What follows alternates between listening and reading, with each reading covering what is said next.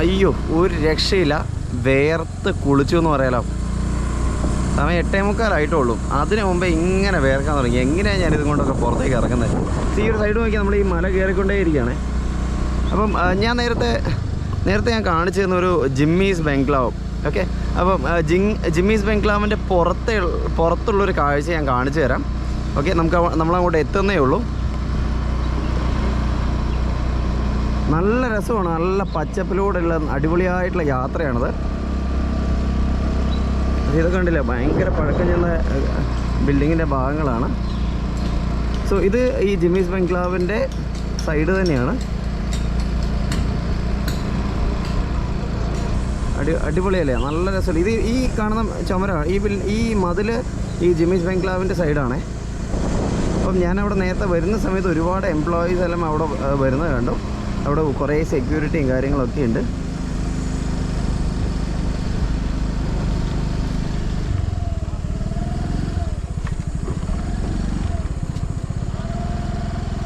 ഈ ഒരു സൈഡൊക്കെ വെച്ച് കണ്ടില്ല, നല്ല രസമാണ്. ഇവിടെ ചെറിയൊരു തണലുണ്ട്. അപ്പം ഈ ബംഗ്ലാവിൻ്റെ മുമ്പിലാണുള്ളത്. അപ്പോൾ നമ്മൾ ആ സൺലൈറ്റിലുകൊണ്ട് ക്ലിയർ ആയിട്ട് കണ്ടില്ല. സോ ഈ നേരെ കാണുന്നതാണ് ജിമ്മീസ് ബംഗ്ലാവിലേക്ക് കയറി ചെല്ലുന്ന വഴി. അവിടെ എന്തൊക്കെയോ വർക്കൊക്കെ നടക്കുന്നുണ്ട്. പക്ഷേ ഇതിൻ്റെ ഒരു പുറമേയൊക്കത്തെ സൈഡ് കണ്ടില്ലേ, അവർ വളരെ മനോഹരമായിട്ടാണ് വെച്ചിരിക്കുന്നത്. കാരണം നമുക്ക് കയറി ചെല്ലാൻ തോന്നുന്ന രീതിയിൽ, പക്ഷേ നമ്മളങ്ങോട്ട് കയറ്റി കൊടുത്തില്ല. ആ ഒരു അവസ്ഥയിലാണുള്ളത്. കാരണം ഇതിൻ്റെ പുറമേ കണ്ടില്ലേ, നല്ല ഗാർഡനിങ് ഒക്കെ ചെയ്ത്. എന്തോ ലോറി ഇവിടെ വന്നിട്ടുണ്ട്, എന്തോ വർക്ക് ഉണ്ട് ഉള്ളിൽ, അതുകൊണ്ടാണ്. ഇതിൻ്റെ ഒരു ഫ്രണ്ടിൽ ഈ ഒരു സൈഡൊക്കെ ഉണ്ടല്ലേ, നല്ല രസമാണ്.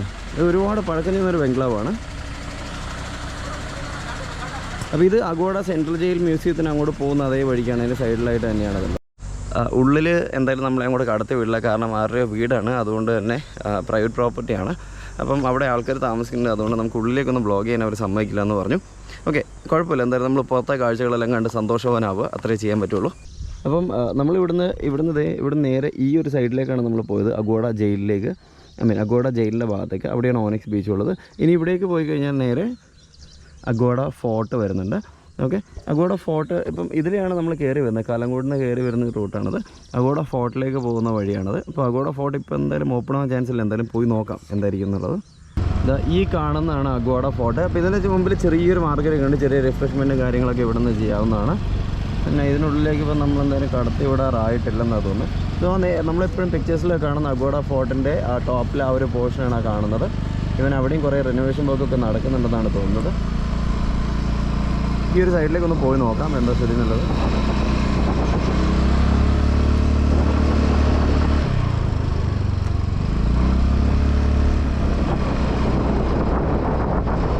ഈ ഭാഗത്തേക്കൊന്നും ഞാൻ കഴിഞ്ഞ തവണ വന്നിട്ടേ ഇല്ലായിരുന്നു. ഇതെല്ലാം അഗോഡ ഫോർട്ട് കാഴ്ചകളാണ്. ഈ ഫോർട്ടിൻ്റെ ഉൾവശമാണ് ഇതിൻ്റെ ബാക്ക് സൈഡായിട്ട്.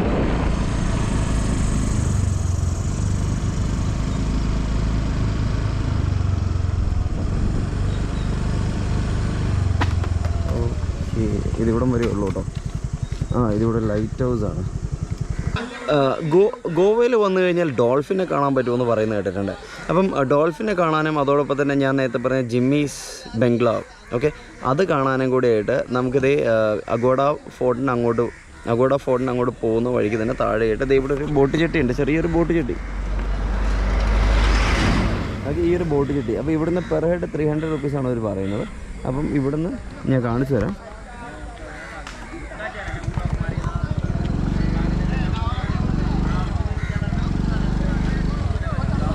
പെർ ഹെഡ് 300 റുപ്പീസാണ് പറയുന്നത്. ഇതേപോലെ നമുക്ക് ബോട്ടിൽ അങ്ങനെ അങ്ങ് പോവാം. ഓക്കെ, അപ്പോൾ അതോടൊപ്പം ഈ ഒരു ഫോർട്ടിൻ്റെ ഞാൻ പറഞ്ഞല്ലോ ജിമ്മീസ് ബംഗ്ലാവ്. അപ്പോൾ ഈ കാണുന്നതാണ് ജിമ്മീസ് ബംഗ്ലാവ്. ഈ പിക്ചറിൽ കാണുന്നത് മില്യണേഴ്സ് പാലസ് എന്ന് കൂടെ അതിന് മറ്റൊരു പേരുണ്ട്. അപ്പം അവിടേക്കൊക്കെ പോകാൻ വേണ്ടിയിട്ട് ഇവിടെ കണ്ടില്ല ആൾക്കാർ ഇതേപോലെ പേയ്മെൻറ്റൊക്കെ ചെയ്തിട്ട് ഇങ്ങനെ പോവാണ്. അതിങ്ങനെ ഈ ഒരു സൈഡിൽ കൂടെ ഈ ഒരു സൈഡിൽ കൂടെ ഇങ്ങനെ നേരെ കടലിലേക്ക് പോകും. അപ്പോൾ ആ ഒരു സൈഡിൽ കൂടെ നമുക്ക് പോയി കഴിഞ്ഞാൽ ഡോൾഫിനെ കാണാൻ പറ്റും എന്നാണ് അവർ പറയുന്നത്. ഡോൾഫിൻസ് എല്ലാം ഒരുപാടുള്ള സ്ഥലമാണെന്ന് പറയുന്നുണ്ട്.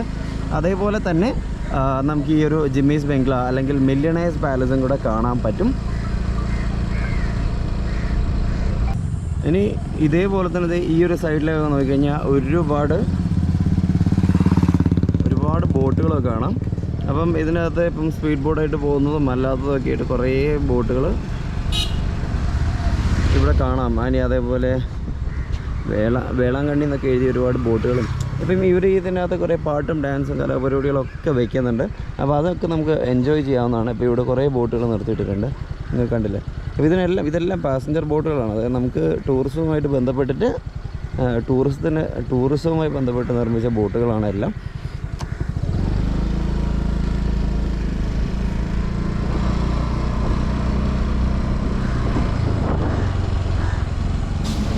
ഇവിടെ കണ്ടില്ലേ, ഇതൊക്കെ ഇതേപോലത്തെ ബോട്ടുകളാണ്. കട്ടപ്പുറത്തിരിക്കുകയാണോ എന്നറിയില്ല. ഇതെല്ലാം അത്യാവശ്യം നല്ല സ്പീഡിൽ പോകുന്ന ബോട്ടുകളാണ്.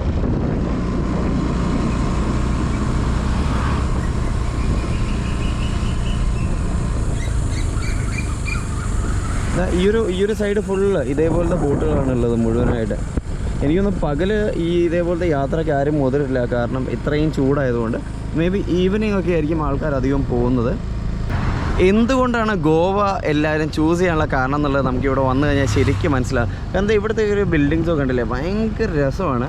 ഒന്നാമത്തെ കാര്യം ഭയങ്കര ഗ്രീനറീസാണ്, നല്ല പച്ചപ്പാണ്. ഇനി മറ്റൊരു വിഷയം എന്ന് വെച്ചാൽ ഇവിടെയുള്ള ബിൽഡിങ്ങുകളും അതോടൊപ്പം തന്നെ ഇവിടുത്തെ ആൾക്കാരുടെ കളച്ചറിലെല്ലാം വരുന്ന ഡിഫറൻസാണ്. ഇപ്പോൾ ഈ വീടുകളൊക്കെ ഉണ്ടല്ലേ, നല്ല രസമാണ്. ഒരു വ്യത്യസ്തമായ രീതിയിലാണ് പണിതിരിക്കുന്നത്. അതുമാത്രമല്ല ഇപ്പം ഇവിടെ നമ്മുടെ ഹോളിഡേ റിസോർട്ട് വരുന്നുണ്ട്. അതേപോലെ ഇവിടെ ഒരു പഴയ ഒരു ചേർച്ച് വരുന്നുണ്ട്. സോ ഒരുപാട് പഴക്കം ചെന്ന ഇഷ്ടംപോലെ ചർച്ചുകൾ ഈ ഭാഗങ്ങളിലുണ്ട്. പിന്നെ ഇവിടെയൊക്കെ വരുന്ന ഒരു ലക്ഷറി സ്റ്റേ ആഗ്രഹിക്കുന്നവർക്ക് തീർച്ചയായിട്ടും ഈ ഒരു ഹോട്ടലൊക്കെ ചൂസ് ചെയ്യാം. ഹോളിഡേൻ്റെ ഉള്ളിലേക്കുള്ള കാഴ്ച, നമുക്ക് എന്തായാലും ഉള്ളിൽ പോയിട്ടുള്ള കാഴ്ചകൾ എന്തായാലും എടുക്കാൻ പറ്റില്ല.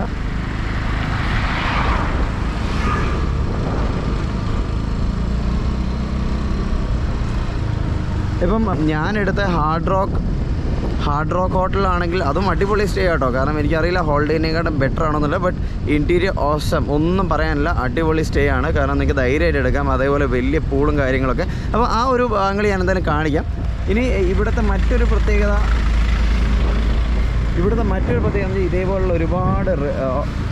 ഇതേപോലത്തെ ഒരുപാട് കടകളാണ്. നമുക്ക് ഡ്രീം ക്യാച്ചറും കാര്യങ്ങളും പലതരം തുണികളും കാര്യങ്ങളൊക്കെ ഇവിടെ കിട്ടും. അപ്പോൾ അങ്ങനത്തെ ചെറിയ മാർക്കറ്റൊക്കെ ഇവിടെ ഉണ്ട്. കുറേ സാധനങ്ങൾ ദൂരം നോക്കുമ്പോൾ നല്ല രസമുണ്ട്, പക്ഷേ അടുത്ത് പോയി നോക്കുമ്പോൾ എന്താ സ്ഥിതി എന്നറിയില്ല. ഇത് കണ്ടില്ലേ. പിന്നെ ഇവിടെ ഗ്രാൻഡ് കാസിനോ 24 hours എന്ന എഴുതിയതും കാണാം. ഇനി മറ്റൊരു പ്രത്യേകത എന്ന് വെച്ചാൽ ഇവിടെയുള്ള ഏറ്റവും കൂടുതൽ ഇവിടെ ആൾക്കാർ ആഘോഷിക്കാൻ വരുന്നത് ഇവിടുത്തെ റെസ്റ്റോറൻറ്റിലേക്കാണ്. അതായത് ഇവിടുത്തെ റെസ്റ്റോറൻറ്റിൽ വന്നിട്ട് വെള്ളമടിച്ച് പാമ്പായി നല്ല സീ ഫുഡൊക്കെ അടിച്ച് പോകാൻ വേണ്ടിയിട്ടാണ് ആൾക്കാർക്ക് താല്പര്യം. അപ്പം അതുകൊണ്ട് അതിനുള്ള ഒരുപാട് ഓപ്ഷൻസും ഇവിടെയുണ്ട്. ഞാനിങ്ങനെ റൈഡ് ചെയ്ത് വരുമായിരുന്നു. അതിൻ്റെ ഇടയ്ക്ക് കണ്ട പകലുള്ള കാഴ്ചയാണ്. രാത്രി ഇതിനേക്കാട് അടിപൊളിയായിരിക്കും. എന്നാലും റോഡ് സൈഡ് കണ്ട ഒരു റെസ്റ്റോറൻ്റാണ് ഇത് ഈ കാണുന്നത്. വൈറ്റ് ഔൾ എന്നാണ് റെസ്റ്റോറൻറ്റ് പേരെന്ന് തോന്നുന്നു.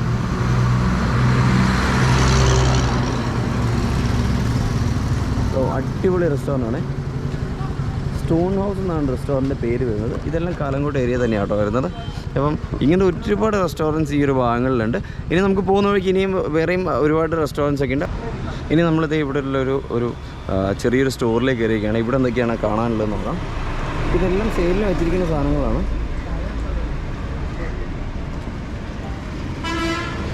ഇതൊക്കെ പക്ക ഗോവൻ സ്റ്റൈലാണ്. ഇതൊക്കെ മാഗ്നറ്റ്സ് ആണ് വരുന്നത്. ഉണ്ടല്ലേ, മാഗ്നറ്റ്സ് ആണ്.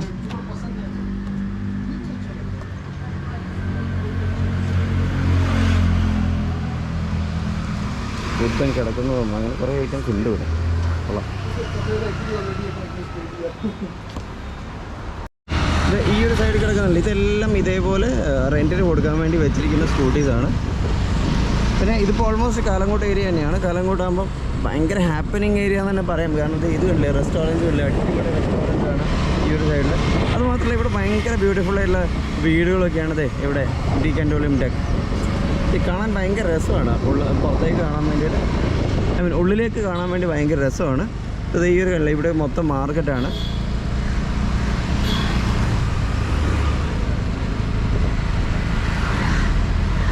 ഇതും ഇതേപോലെ ചെറിയ ചെറിയ കഫറ്റീരിയാസ് ഒക്കെ ഇഷ്ടം പോലെ ഉണ്ട് ഇവിടെ.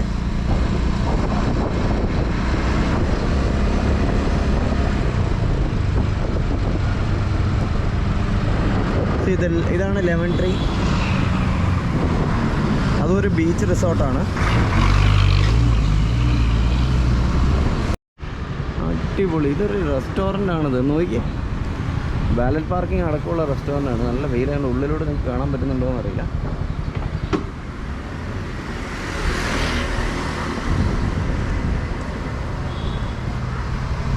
ഉള്ളു കണ്ടില്ലേ, അടിപൊളി. നൈറ്റിൽ വന്നു കഴിഞ്ഞാൽ പൊളിയായിരിക്കും ഇവിടെ. എനിക്കത് പകലൊന്നും ഇവരാരും ഓപ്പൺ അല്ലാന്ന് തോന്നുന്നു. ഇനി അടുത്ത കാണുമ്പോൾ ഗോവയിലെ ട്രഡീഷണൽ ആയിട്ടുള്ള ബസ്സാണ്. അതായത് നല്ല പഴക്കമുള്ള ഒരു 1980s കേരളത്തിൽ കണ്ടുകൊണ്ടിരുന്ന ഒരു ടൈപ്പ് ബസ്സാണ്. ദേ പോകുന്നത് കണ്ടില്ലേ, ബസ്സിൻ്റെ ഫ്രണ്ട് കണ്ടില്ലേ, വെറൈറ്റി അടിപൊളിയാണത്. കലങ്കൂട്ടിലെ KFCൻ്റെ ബിൽഡിങ് കണ്ടോ? ഇതും ഒരു ഭയങ്കര ഡിഫറെൻ്റായിട്ടാണ് ചെയ്തിരിക്കുന്നത്. ഇനി ഞാൻ കാണിക്കുന്നത് ഇവിടെ പത്രം വാങ്ങിക്കുന്ന സ്ഥലമാണിത്. ഒരുപാട് പേരിങ്ങനെ വന്ന് പത്രം വാങ്ങിച്ചിട്ട് പോകുന്നുണ്ട്. ദ ടൈംസ് ഓഫ് ഇന്ത്യ, അത് വോക്കൽ ഫോർ ലോക്കൽ.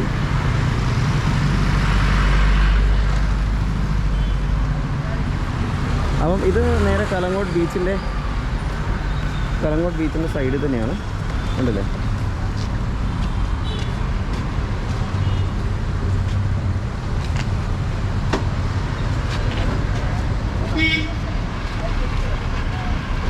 നമ്മളെല്ലാം വീട്ടിൽ വരുത്തുന്നതോ അല്ലെങ്കിൽ ഏതെങ്കിലും സാധാരണ കടയിൽ നിന്ന് മാത്രം വാങ്ങുന്നതായിട്ട് കണ്ടിട്ടുണ്ടാവും. പക്ഷേ ആദ്യമായിട്ടാണ് ഒരു സ്ഥലത്ത് പത്രത്തിന് വേണ്ടി മാത്രമായിട്ട് ഇത്രയും പഴയൊരു ബിൽഡിങ്ങിൽ, അത് ഗോവയിൽ മാത്രമായിട്ടോ കണ്ടത്. ഇങ്ങനൊരു കുറച്ച് ഡിഫറെൻ്റായിട്ട് പേപ്പർ വിൽക്കുന്നത് ഞാൻ കണ്ടിട്ടില്ല. എല്ലാവരും പേ ചെയ്തിട്ട് ന്യൂസ് പേപ്പർ വാങ്ങിയിട്ട് പോവാണ്.